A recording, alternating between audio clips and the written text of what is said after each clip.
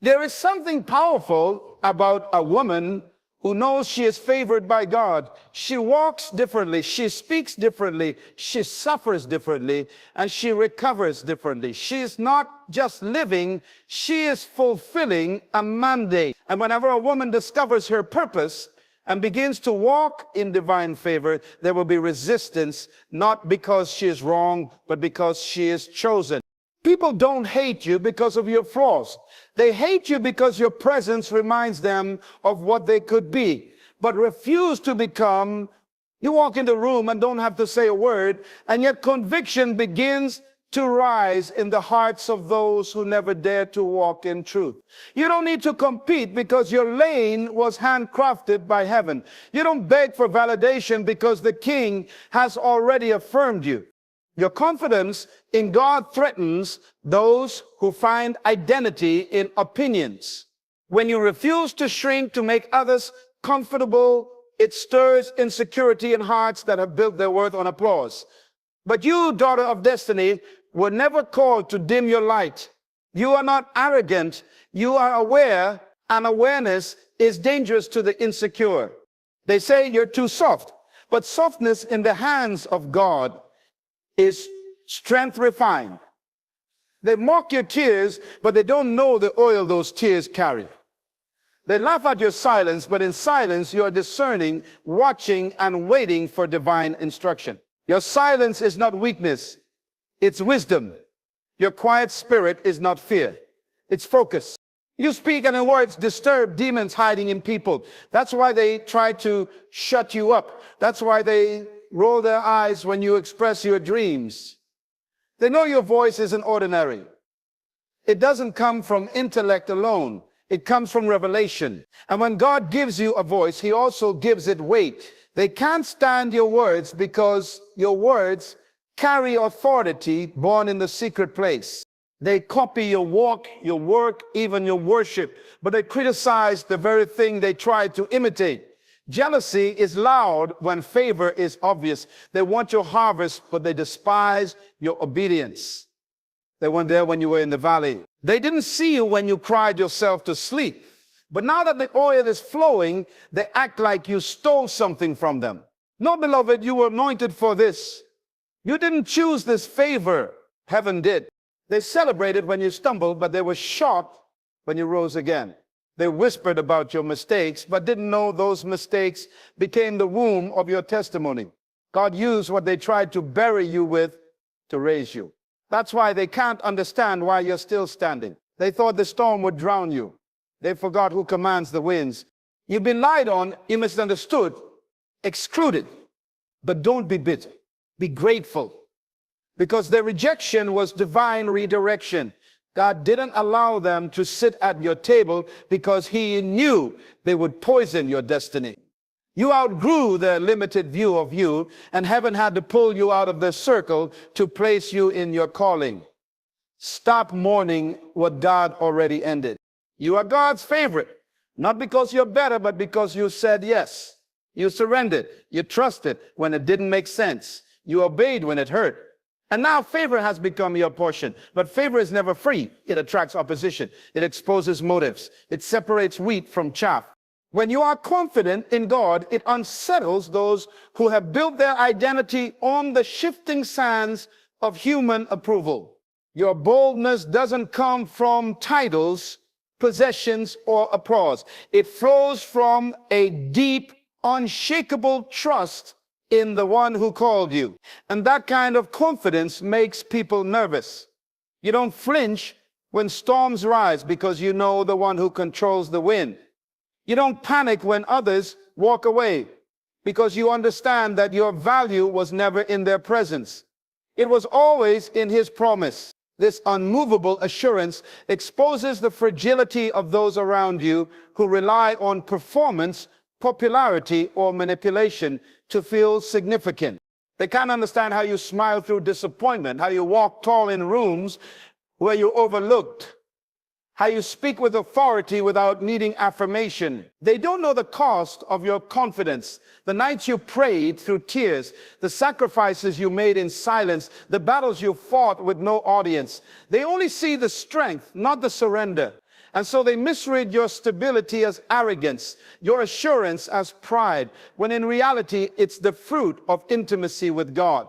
Your confidence reminds them of the version of themselves they abandoned. It speaks loudly without words. You didn't chase influence. You chased God, and now influence chases you. You didn't demand attention. You cultivated presence, and now your life commands attention without effort. When a woman becomes grounded in her Creator, she becomes a threat to every system built on insecurity. Your peace irritates chaos. Your clarity disturbs confusion. Your boldness threatens passivity. And because they cannot dismantle the source of your strength, they try to question your motives, attack your character, or isolate you from the crowd. But their discomfort has nothing to do with you. It's a mirror to what they lack. When you lead with kindness, many mistake it for naivety. They assume that because you're gentle, you're gullible. Because you're patient, you're passive. But what they fail to understand is that your kindness is not born from weakness. It is born from deep spiritual strength. You have fought battles within that they will never see. And out of those battles emerged a woman who chose compassion over cruelty, mercy over manipulation. You could retaliate, you could expose, you could match their energy, but you choose not to. Not because you can't, but because you know who you are. They take your silence as surrender. They assume your forgiveness means forgetfulness. They think your willingness to give chances means you lack discernment. But the truth is, you see clearly. You just don't choose to stoop. You understand that your value is not proven in how loud you clap back, but in how consistently you walk in love. You are not desperate to win arguments because you're secure in the truth. You're not chasing validation because your approval comes from God, not from broken people with shallow hearts. And that unsettles them. Your kindness disrupts the cycle of bitterness they're used to. You don't play the games. You don't carry offense. You don't let revenge shape your decisions. You let love lead. And that makes you powerful. Real power is not the ability to crush others. It's the ability to restrain yourself when you could. It's the ability to extend grace when it's not deserved. And you've mastered that. Not because it's easy, but because you've grown. You've matured. You've learned that your peace is too expensive to spend on petty. So they'll mislabel you, misunderstand you, and misuse your kindness. But they'll never be able to break what God has built in you. They try to diminish your voice, not because it lacks power, but because it carries too much of it. Your voice doesn't echo noise. It carries truth, conviction, and clarity. It unsettles the comfortable and confronts the counterfeit. You don't speak to impress. You speak to impact. And in a world where many women are expected to shrink, stay quiet, and play small, your voice becomes a problem. It's not the volume they fear, it's the authority behind it. Your words are not empty. They are rooted in revelation, in experience, and in a relationship with God that gives them weight. That's why they interrupt you, overlook you, and try to label you as too much or too opinionated. It's not that you're too much, it's that you're not easily controlled. Your voice threatens every environment built on silence. You ask the hard questions. You challenge what others ignore. You speak life into dry places and call out truth where lies have been comfortable. That makes you dangerous to systems that thrive on manipulation and control. They want you to second guess your insight. They want you to apologize for your discernment. They want you to sit down so they don't have to rise up. But what they fail to realize is that your voice was anointed before they ever noticed it. God put his word in your mouth, and no amount of human resistance can cancel divine calling. You don't speak from a place of ego. You speak from a place of assignment. And every time you lift your voice, chains break, atmospheres shift, and hearts are stirred. That's why they try to shut you up. Because your voice isn't just sound, it's strategy, it's healing, it's prophecy, it's purpose. And what they can't silence, they fear. So let them try. But your voice, favored woman, was born for such a time as this. They imitate you while criticizing you because deep down they admire what they claim to despise. They study your life in secret, watch your habits, mimic your discipline, and mirror your strength. But in public, they belittle you to protect their own pride. They'll laugh at your convictions, yet slowly begin to adopt them. They'll mock your boundaries, yet start enforcing their own. They call you too spiritual, too deep, or too different, but when they face their own storms, they turn to the very principles they once ridiculed you for. This isn't flattery. It's a silent war between admiration and envy. They want the fruit without embracing the root. They want your peace, but not your process. They want your results without your obedience.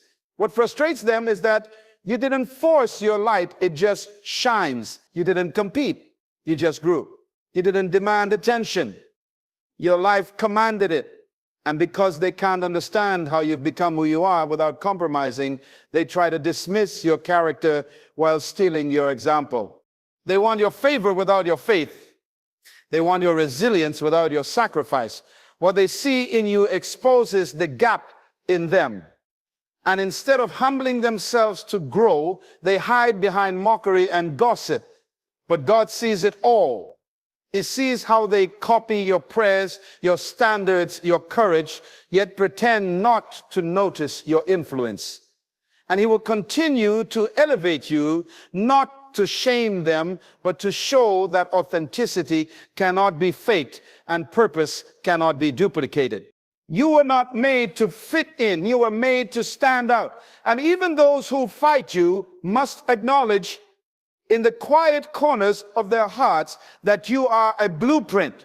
They secretly wish they had the courage to become. They celebrate your setbacks because your progress challenges their complacency. They wait for moments of weakness, not out of concern, but out of silent delight. When you stumble, they feel justified. When you struggle, they feel superior. It's not that they truly want you to fail. It's that your rising threatens the comfort of their own stagnation. You represent what it looks like to grow through pain, to transform through obedience, and to keep moving when others would have quit. And that kind of resilience exposes their excuses. They cheer when life hits you hard because it gives them a false sense of relief. Relief that maybe you aren't as favored as you seem. Maybe your strength has limits. Maybe your calling can be stopped. But what they don't realize is that every setback in your life has been divinely orchestrated to set you up for something greater. What they celebrate as your ending, God has already marked as your beginning. What they perceive as failure, heaven sees as refinement. They laugh while you're low, but they don't understand the God who lifts you in silence. They see the outward struggle, but they don't see the inward dirt already being formed. You weep, but you still worship. You lose, but you still lead. You break, but you still believe. That confuses them. How you keep rising from places designed to bury you. You are not just surviving setbacks. You are learning, evolving, and becoming more dangerous to the kingdom of darkness every time you rise. Their celebration of your downfall is only proof that your life carries influence. No one rejoices when the ordinary falls, but when the favored are shaken, even the bitter begin to watch. Let them watch, because the same ones who clapped when you fell will be speechless when God lifts you higher than before.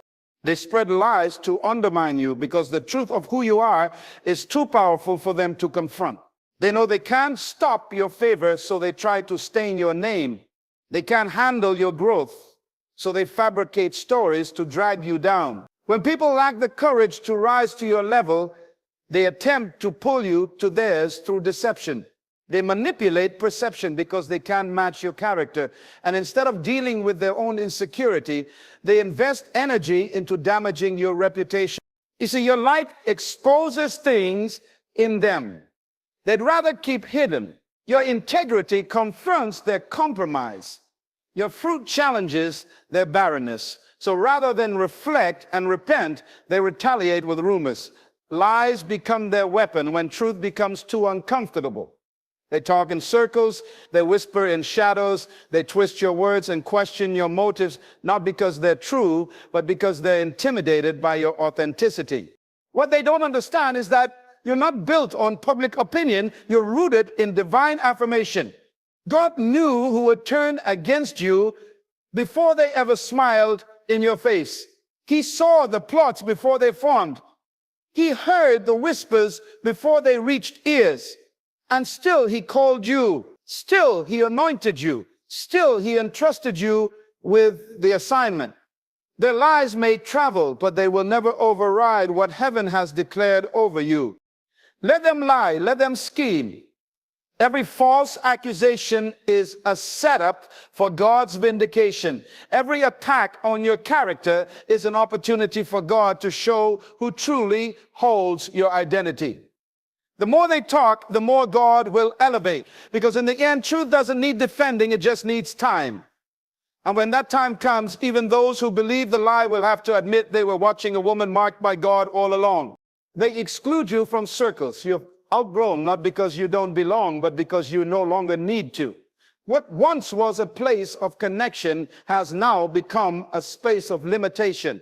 They sense that you've shifted, that your spirit no longer conforms to the atmosphere they're comfortable in. You don't laugh at the same jokes, you don't engage in the same gossip, and you don't seek the same validation.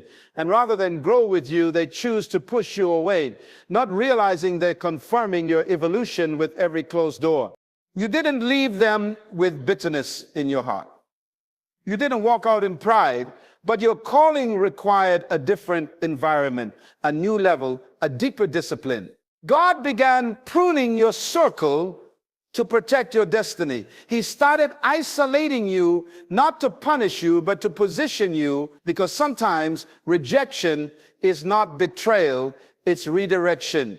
When you're God's favorite, He won't let you stay where your voice is muted and your value is low. They say you've changed, and the right, you've healed, you've matured, you've realized that your time is too sacred to be spent in rooms where your presence is tolerated but not celebrated. And so when they leave you off the invitation list, don't mourn, rejoice. You're not missing out on a table, you're being seated at a new one, a table where your anointing is recognized, where your growth is welcomed, where your future is not feared. You don't need to force access where grace has expired. Let them keep their circle. You carry a covenant, and when God elevates you in the sight of those who excluded you, it won't be to shame them. It will be to remind you that favor sometimes looks like loneliness before it becomes influence. So let them whisper, let them watch, let them reject, mock, and misunderstand you. Because you were never chosen by people, you were chosen by God. You are not favored because you're flawless, you're favored because you're faithful. You are not powerful because of who affirms you. You're powerful because of who anointed you. Every attack, every lie, every closed door is a loud confirmation that heaven has placed something on you that earth cannot erase. You are God's favorite woman, not because you're better than others, but because you said yes when others hesitated. You surrendered when it wasn't popular. You stayed pure when compromise was easy.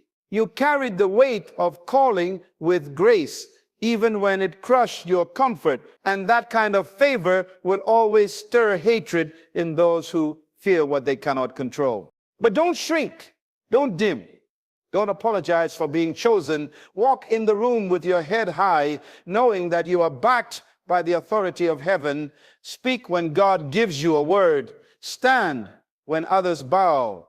Shine when they try to hide you. Because your life is not just a testimony, it is a threat to darkness and a blueprint for every woman watching in silence, wondering if she too can rise.